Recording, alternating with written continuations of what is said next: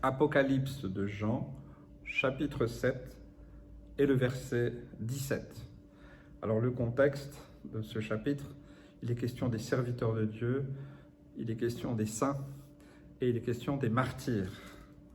Donc voilà, tout ce qui va se retrouver au ciel en fait, devant le trône de Dieu.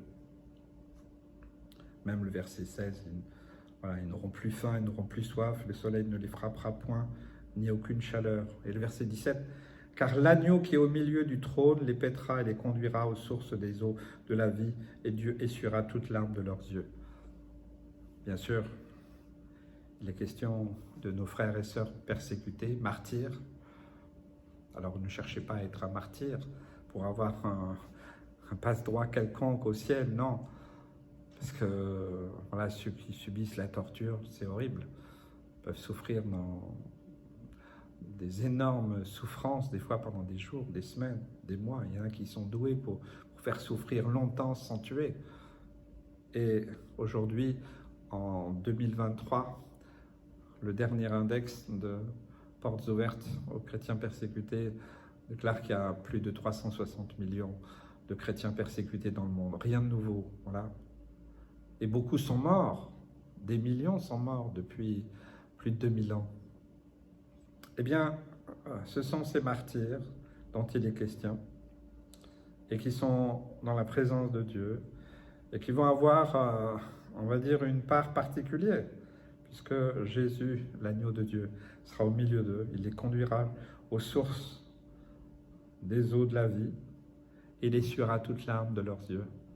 Ça veut dire que ils vont peut-être arriver au ciel avec des larmes, mais dès qu'ils seront dans la présence de Dieu, ils seront conduits à essuyer ces larmes. Dieu essuiera les larmes de leurs yeux. Je vois vraiment d'une manière, peut-être, vous pouvez dire c'est symbolique, c'est spirituel, mais moi je vois vraiment Dieu prendre chaque frère, chaque sœur qui a été martyrisé, qui est mort à cause de son appartenance à Jésus, que Dieu lui-même les prend dans ses bras et avec ses mains pleines d'amour, de grâce, il essuie. C'est bon, tu n'as plus besoin de pleurer maintenant, c'est fini. Tes souffrances sont terminées. Et là, je vois la dimension énorme de la puissance de l'amour de Dieu, qui se manifeste même au-delà de cette vie et même dans la vie céleste. Ça me parle de cet amour si grand, si puissant. C'est extraordinaire. Alors je crois que cela peut nous donner aussi de la joie. Alors nous ne cherchons pas à être martyrs, nous ne cherchons pas à être des hommes et des femmes torturés ou autres, certainement pas.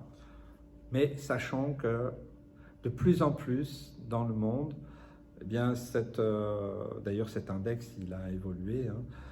À une époque, on parlait de quelques milliers, il y a 2000 ans, et puis c'est des millions depuis. Donc c'est un peuple nombreux. Des fois on se dit, bon, est-ce que je mérite, moi, ma vie chrétienne, exposée à la vie moderne? C'est aussi une forme de persécution, vous savez, résister à ce monde avec tous ces travers, mais aussi toutes ces sollicitations, toutes ces propositions, toutes ces choses qui sont là. Et des fois, c'est difficile pour le chrétien moderne, en tout cas de ce temps-là, des fois à résister. Donc c'est aussi une forme de persécution. Parce que le diable, il peut essayer de nous avoir la persécution directe, oui, mais ce n'est pas toujours le cas. Il y a aussi toutes sortes de subtilités dans la persécution pour essayer de convaincre, de détourner, d'isoler. Vous voyez, je pourrais vous donner des témoignages où des fois dans une famille, eh bien, on voit que le diable s'acharne sur un.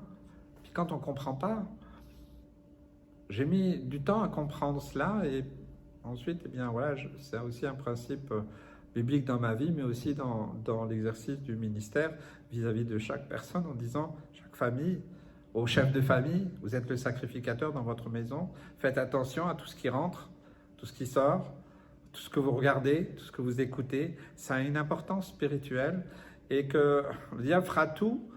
S'il ne peut pas vous atteindre vous, parce que voilà, vous accrochez au Seigneur, il fera tout pour essayer de vous avoir par peut-être votre époux, votre épouse, vos enfants, une circonstance, le travail, autre. Vous savez, le diable, il a beaucoup de ressources, hein. Il a presque 6000 ans d'expérience. Donc, ne nous trompons pas d'ennemis, ni de combat, mais, vous voyez, nous ne cherchons pas à être persécutés, mais il y a une forme de persécution aussi dans nos pays dits modernes, technologiques et autres. Et je crois que c'est la subtilité de notre époque, parce que ça se dilue de différentes manières.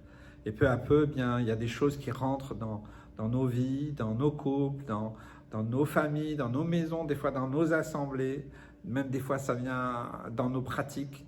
Et peu à peu, on dilue l'évangile, on dilue la puissance de la parole de Dieu, et puis on commence à relativiser. Vous savez, le relativisme, hein, on relativise tout. Oui, mais non, mais vous croyez, non, puis c'était... Et peu à peu, on grignote les principes même de la parole de Dieu. Et du coup, eh ben, on s'autorise plus ou moins à déborder un peu à droite, à gauche. Des fois, on ne s'en rend même pas compte. C'est pour ça qu'il ne faut jamais oublier d'où Dieu nous a tirés. Souviens-toi, toi qui regardes, d'où Dieu t'a tiré. Qu'est-ce que tu faisais avant de rencontrer Christ? Comment tu vivais? Est-ce que tu faisais toujours tout ce qui te passe par la tête? Mais maintenant que Christ est en toi, que l'Esprit de Dieu est en toi, que tu as comme guide la parole de Dieu, eh bien tu essaies de suivre le Christ comme un disciple, dans l'obéissance, dans la soumission, dans la joie, dans la paix. Et voilà. Mais peu à peu, peut-être il y a des choses qui ont commencé à grignoter. Ta foi, ton intégrité, voilà. Ça grignote. Puis un jour, tu fais le constat qu'il y a bien des dégâts. Bien, c'est avant qu'il y ait des dégâts qu'il faut peut-être remettre de l'ordre. Et le Seigneur le fait.